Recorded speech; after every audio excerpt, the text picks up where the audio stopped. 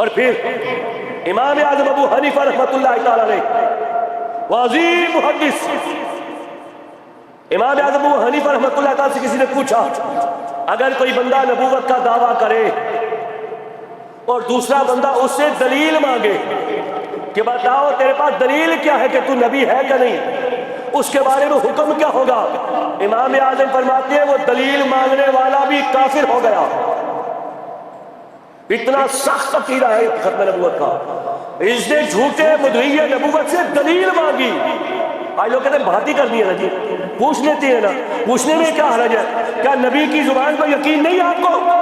کیا رب کے قرآن پر یقین نہیں؟ نبی بار بار کہے انا خاتم النبیین، لوگوں نے کہا جی خاتم کا معنی مور لگانا ہے، نبی نے خود وضاحت کر دی انا خاتم النبیین لا نبی بعدی، خاتم کا معنی مور لگانا نہیں، ورنہ معنی یہ ہے کہ میرے بعد کوئی دوسرا نبی نہیں آئے گا۔